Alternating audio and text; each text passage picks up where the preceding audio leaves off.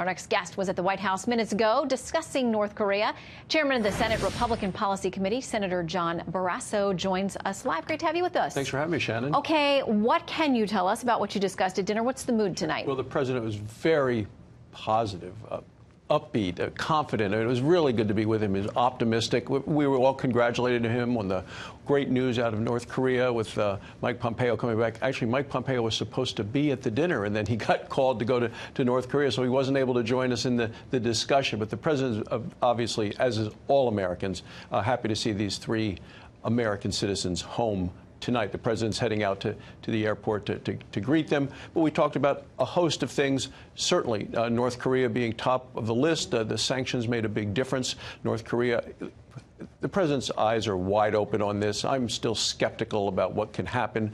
We have a long history of North Korea behaving badly. But if we're going to be able to get the nuclear weapons out of North Korea in a way without military action, I think this is our best opportunity ever. Because to me, this is really about peace and stability of the world, which if we want to have safe and security at home, we need a peaceful, stable world. Absolutely, in all quarters, and there are many trouble spots around the world, North Korea just being one of them.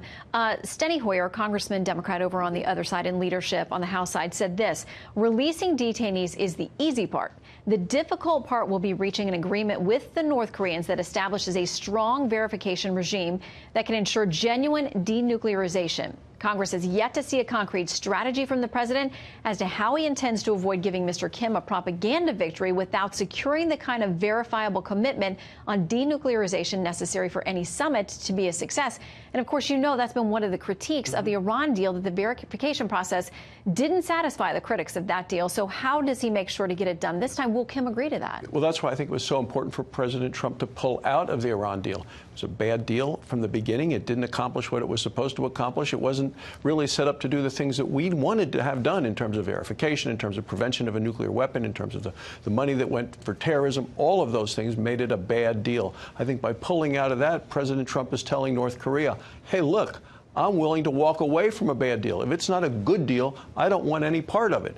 And President Obama never did bring the Iranian deal to Congress. He took it to the United Nations before he took it to the elected representatives of the United States. And I think that was a terrible mistake. And I know President Trump will not make that same mistake. Well, and that's even those who want to see the Iran deal preserved admit that by President Obama doing it that way, it's much easier for a subsequent president to undo it. David Pattern in Newsmax wrote this yesterday, says Obama loyalists knew all along the deal structured in 2015, the Iran nuclear deal, as an agreement rather than a treaty could be swept away by the stroke of a pen.